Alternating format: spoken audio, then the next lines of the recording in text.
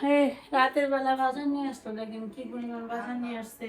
যেহেতু বাইরে থেকে আসছি, অনেক অনেক বাজার। পুরো 1 মাস, 1 মাসের বাজার না, অবশ্য 1 মাসের থেকে কম বাজারে হয় না। যাই হোক, বাজার নিয়ে আসছে, না বাজার দেখায়।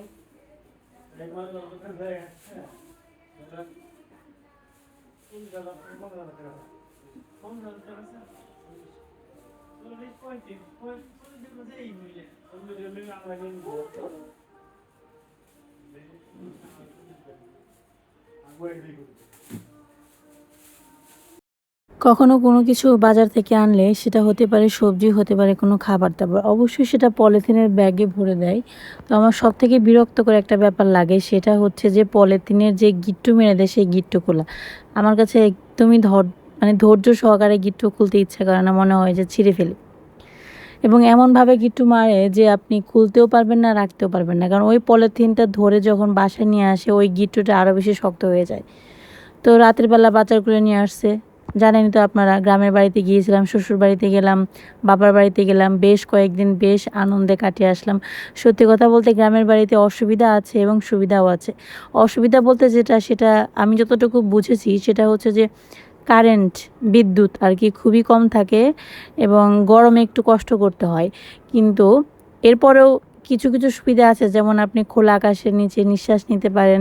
বিকেল হলে একটু আম ঘর থেকে বের হলে একটু খোলা আকাশ দেখতে পারবেন। মাঝে মাঝে মেঘ করবে, ঝড় আসবে। মানে নানা রকমের একটা বৈচিত্র্যময় জীবন আপনি গ্রামে গেলে পাবেন, যেটা শহরে গেলে বা শহরে থাকলে পাওয়া যায় না। যেমন আমরা ঘরের ভেতর সবসময় থাকি, 4 দেয়ালের মধ্যে বন্দি। কখন বৃষ্টি আসলো, অবশ্য বৃষ্টিটা দেখতে পারি কিন্তু ওইভাবে ফিল করতে পারি না। টিনের ঘরের চালে যে বৃষ্টির ঝমঝম শব্দ, সেটা কিন্তু আমরা কখনোই পাই না। যেমন ধরেন, আমি যখন শ্বশুরবাড়িতে ছিলাম, আমাদের দুয়ারের উপরে একটা আমের গাছ আছে। আম যদিও বা খেতে খুব একটা ভালো না, খুব একটা বলতে ভালো না আর কি। কিন্তু যখন ঝড় আসে, আমি অবশ্যই আপনাদের সাথে শেয়ার করেছি, আমগুলা দুয়ারে টুপটুপ করে পড়তো, সেগুলা খোঁটার একটা আনন্দ, সেটা আর কি অনুভব করা, যেটা আমরা শহরে বসে থেকে অনুভব করতে পারবো না।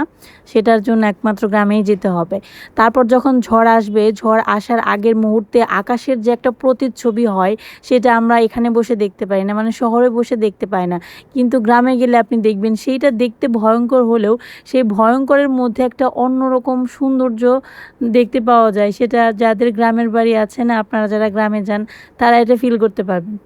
আর সত্যি কথা বলতে আমার জন্ম তো গ্রামে, এর জন্য আমার না গ্রামে খুব ভালো লাগে। সত্যি কথা বলতে আমার ভালো লাগে, যদিও বা গরমকালে একটু কষ্ট হয়, গরমের কষ্ট হয়।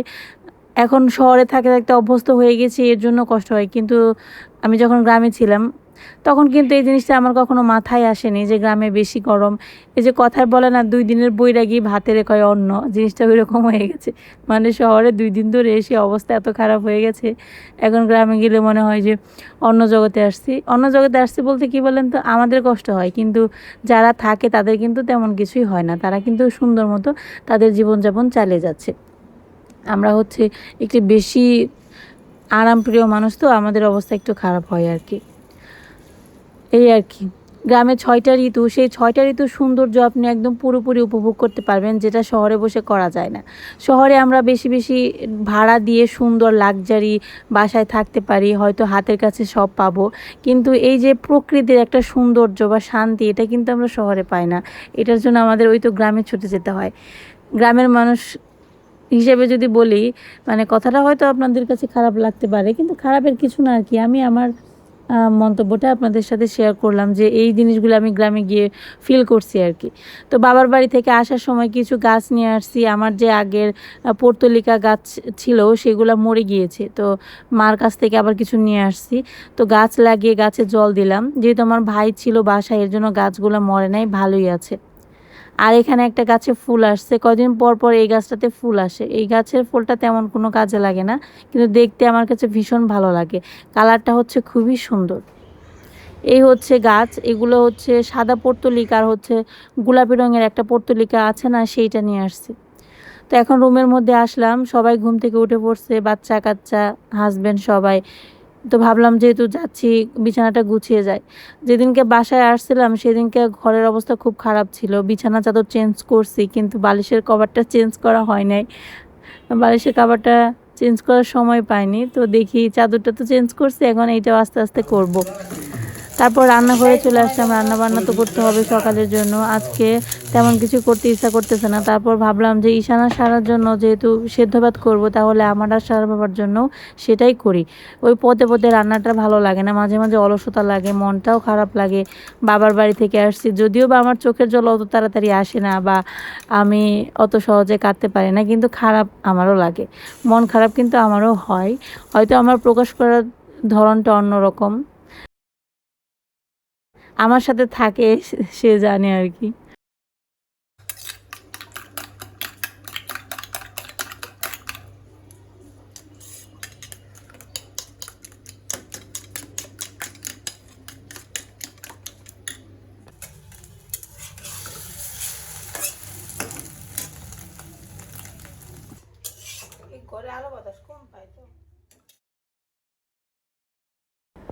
তো প্রথমে সকালবেলার খাবারটা আগে রেডি করব, তারপর আস্তে ধীরে দুপুরবেলাটা করব। আজকে সকালবেলা করব হচ্ছে ডিম ভাজা আর সাথে হচ্ছে ভর্তা। ভর্তার জন্য শুধুমাত্র আলু ভর্তাই করব। আর আমার ভাই অনেক সকালবেলায় চলে গিয়েছে অফিসে, ওর জন্য সকালবেলা রান্না করতে হয় না, ও অনেক সকালেই চলে যায়। দেখা যায় যে ওইখানে সকালবেলায় খাবার দেয়, ওই খাবার খায়, অথবা মাঝে মাঝে কিনেও খায় আর কি। তো আমি সবসময় বলি যে কিনে খাওয়ার দরকার নাই, বাসা থেকে খেয়ে গেলেই হয়। তবে অবশ্য গতকালকে আমাকে বলে রাখে নাই যে ও আজকে সকালে যাবে। যদি সকালে যাবে এটা আমি জানতাম, তাহলে রাতের বেলা একটু ভাত বেশি করে রান্না করলে দেখা যায় সকালের দিকে পান্তা ভাত খেয়েও যেতে পারবে একটা ডিম ভাজি দিয়ে। তোমার তো ভালো লাগে না, আমার আবার বেশি করে সরষে তেল না দিলে ভালো লাগে না। খেও না, ভাত রেখে দেও, খাইবে আবার বদনাম করবে, তো খুব খারাপ স্বভাব। এটা বদনাম করাই ভালো হওয়ার পর মধ্যে তো একটা সুন্দর হয়েছে, তুমি যে ভালো হয়েছে কইবেন, এটার মধ্যে কি মন করে কমেছো জানি, বোঝা যায় যে ভালো হয়নি।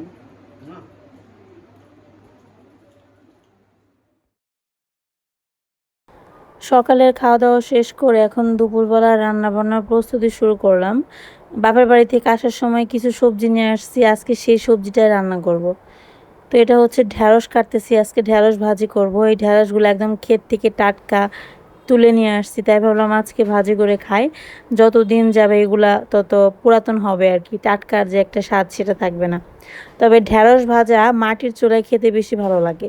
তো বাড়িতে গিয়ে মাটির চুলায় ঢ্যাঁড়স ভাজা খেয়েছি, মা করছিল একদিন, আমিও করছিলাম, এত ভালো লাগছে খেতে। কিন্তু যে শহরে এসে গ্যাসের চুলাতে করলে না অত বেশি টেস্ট হয় না। তারপরে কি আর করা, যে যেখানে থাকে তাকে তো সেখানকার খাবারই খেতে হবে, এখানে তো আর কিছু করার নেই। এই ঢ্যাঁড়সগুলা দেখতে বড় বড় হলেও কিন্তু ভেতরে কচি আছে, দেখে মনে হবে যে বীজ হয়ে গেছে, হয়তো বাত্তি হয়ে গেছে। তো যেটা বীজ হয়ে যায় বা বুড়ো হয়ে যায় সেটাকে আমরা বলি বাত্তি হয়ে গেছে। যাই হোক, তো এখানে হচ্ছে ঢ্যাঁড়স ভাজি আর শাক ভাজি আমার করা হয়ে গেছে। আজকে রান্না বান্না তেমন কিছুই করব না। তো এখানে হচ্ছে ফলি মাছ রান্না করব আর কি। ফলি মাছটা আপনারা কি মাছ নামে চিনেন ঠিক আমি জানি না, আমাদের এলাকায় এটাকে ফলি মাছ বলে। এই মাছে প্রচুর পরিমাণে কাটা, খেতে ভালোই লাগে, তবে বেশি কাটা, এবং কাটাগুলো কেমন জানি একটু অন্যরকম টাইপের, মানে খুব ধারালো। এর জন্য আমার খেতে খুব একটা ভালো লাগে না। কিন্তু সারার বাবার খুব পছন্দ, এর জন্য মাঝে মাঝে আনে আর কি। এবং এই মাছটা কাটতেও খুবই বিরক্ত লাগে, কারণ অনেক বেশি ছোট ছোট আঁশ। তো আজকে মিষ্টি কুমড়ার ডগা দিয়ে আলু আর হচ্ছে বেগুন দিয়ে মাছের ঝোল রান্না করব। তো এই মিষ্টি কুমড়ার ডোগাটাও বাড়ি থেকে নিয়ে আসছি। এখন যদিও বা মিষ্টি কুমড়ার ডোগা দিয়ে খেতে অত বেশি ভালো লাগবে না, এটা হচ্ছে শীতকালে বেশি ভালো লাগে। যাই হোক, ডোগাগুলো এত সুন্দর আর মোটা মোটা কচি কচি ছিল, এর জন্য লোভ সামলাতে পারলাম না, ভাবলাম যে আজকে রান্না করে খেয়ে দেখি কেমন লাগে। তো এখানে আলুটা প্রথমে একটু হালকা ভেজে এর মধ্যে একটু বেগুন দিয়েছি, সাথে হচ্ছে মিষ্টি কুমড়ার ডগা দিয়ে দিলাম। এখন সবজিগুলো সুন্দর করে কষিয়ে নেব। রান্না করতেছি আর এদিকে থালা বাসন পরিষ্কার করতেছি। রান্না করার সময় শুধুমাত্র রান্না করলে তো হয় না, আশেপাশের অনেক টুকটাক কাজকর্ম থাকে। আমরা যারা রান্না করি বা সংসারের কাজকর্ম করি, আশেপাশের মানুষ দেখে যদি বলে যে আমার হাজব্যান্ডের কথা, সেভাবে শুধুমাত্র রান্না করলেই মনে হয় কাজ হয়ে যায়। রান্না করার পিছনে অনেক কিছু করতে হয়, যেমন রান্না করার আগে সবজি কেটে কুটে ধুয়ে নিতে হয়, এবং রান্না করার পর যে রান্নার থালাবাটি হয় সেগুলা পরিষ্কার করতে হয়, রান্নাঘর পরিষ্কার করতে হয়। এটা যারা রান্না বান্না করে তারাই বুঝবে আর কি, যে কী পরিমাণ প্যারা হয় রান্না বান্না করে বাসায় বসে থাকার মধ্যেও যে অনেক কাজ করতে হয়, সেটা তো আসলে ছেলে মানুষ বুঝবে না। তো এইদিকে দেখেন এই যে আমার মিষ্টি কুমড়া তরকারি হয়ে গেল। ও সরি, মিষ্টি কুমড়া না, মিষ্টি কুমড়ার ডুগার তরকারি আর কি। তো আমার ভাই যে কয়দিন ছিল বাসায়, ও হয়তো একটু হলেও টের পেয়েছে যে বাসায় মেয়ে মানুষ না থাকলে রান্না করা যে কতটা কষ্টদায়ক। তো ওকে যখন ফোন দিতাম বলতো যে, আমি জিজ্ঞাসা করতাম কি খাইছস, বলতো ডিম ভাজি খাইছি, আলু ভর্তা। তারপর একদিন ফোন দিয়ে আমাকে জিজ্ঞাসা করে ভাত কিভাবে রান্না করে। আমি ভাত রান্না করলে শুধু ভাতের ভিতরে জল থাকে। তারপর আমি শিখিয়ে দিলাম। আমার রান্না করে একটা বড় স্টিলের মগ আছে, ওইটা দিয়ে মেপে মেপে আমি অবশ্য ভাত রান্না করি। আমি মার গেলে ভাত রান্না করি না, সবসময় হচ্ছে নিরসা ভাত যেটাকে বলে, মানে জল মেপে রান্না করি আর কি। তো ওকে ফোন দেওয়ার পর আমি বুঝিয়ে দিলাম যে এইটুকু চাল দিলে এইটুকু জল দিতে হয়। তারপরে আমাকে আর ফোন দেয় নাই ভাতের জন্য। তারপর একদিন ফোন দিয়ে বলে, আমি আজকে ডাল রান্না করছি, ডালে মরিচের গুঁড়া বেশি হয়ে গেছে। আমার মনে হয় যে ও মরিচের গুঁড়া তো দিছে দিছে, ডাল সোমবার দিছে কিনা সন্দেহ, হয়তো ডাল সিদ্ধ করে লবণ দিয়ে খেয়ে ফেলাইছে। যাই হোক, যা করছে করছি। তো রান্না বান্না শেষ করার পর কাপড় চোপড় শুকা দিতে আসলাম। গ্রাম থেকে আসছে তো প্রচুর পরিমাণে কাপড় চোপড় হয়েছে। তো এই কাপড়গুলো কিন্তু আমি ধুই নাই, এই কাপড়গুলো হচ্ছে আমার বর মহাশয় আমাকে ধুয়ে দিছে। তো আমি রিকোয়েস্ট করছিলাম যে একটু দেও, অনেকগুলো কাপড় জমছে, তো তুমি একটু হেল্প করলে আমার একটু আরাম হবে। অনেকক্ষণ যাবৎ শব্দ হচ্ছিল, খুব বিরক্ত লাগতেছে। তারপরে এসে দেখলাম একটা নিচের মনে হয় যে ভাঙারির দোকান আছে না, বাসার নিচে আছে, তো খুবই সারাদিন এত বিরক্তকর শব্দ। অনেকক্ষণ যাবৎ আকাশ মেঘলা মেঘলা ছিল, মনে হচ্ছিল যে বৃষ্টি আসবে। অবশ্যই দেখি বৃষ্টি দেখা পেয়েই গেলাম।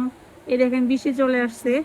অবশ্য জানি না ক্যামেরাতে দেখতে পাচ্ছেন কিনা বা শব্দ শুনতে পাচ্ছেন কিনা। প্রচুর পরিমাণে কাপড় চোপড় ধোয়া হয়েছে, বারান্দা পুরো ভর্তি কাপড়ে। বুঝছেন, দুইটা বারান্দা একদম ভর্তি। গ্রামের বাড়ি থেকে আসছি না। ওইদিকে এইখান তুমি কি করতে, শব্দ করে না।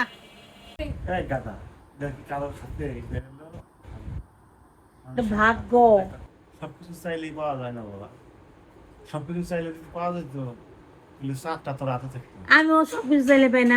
আমার যদি কেউ একটু আইফোন 17 প্রো ম্যাক্স কিনে দিত, তা তো আমার দিল না কেউ। মানে তোমার এটা 10 আছে আর 7 কিনে দিন আশেপাশে, দুইটা মিলিয়ে 17 প্রো ম্যাক্স, তাই না রে? ঈশান আর সারা দুজনে মিলে প্ল্যান করছিল আজকে বিকেল বেলা একটু মেলায় যাবে, আমাদের এই যে বাসার ওইখানে, আমাদের বাসার এইখানে না, সঙ্গীত কলেজের সামনে একটা মেলা হয় ঈদ উপলক্ষে। তো মেলায় যেতে চাইছিল, কিন্তু বৃষ্টি এসে তো সব বজকটো বাজিয়ে দিল। আরে বেচারা রে, ঈশান রে, সেনা নিয়ে খুবই আরাম হয়েছে। এই যে দেখছেন চিৎ ফটা মেয়ে গেল ঘুম পারবো আমি, সন্ধ্যা হয়ে গেছিলাম, ঘুমের সময় নেই। ওঠো, কাম করো, যাও, তোমার কাম নেই তো যাও, কাজ করবা, ওটা। তুমি ঘুমিয়ে থাকলে তো আমার ভালো লাগে না, কাম করো, যাও, কাম করলে ভালো লাগে না। তুমি যেরকম আমি হয়ে থাকলে তোমার ভালো লাগে না।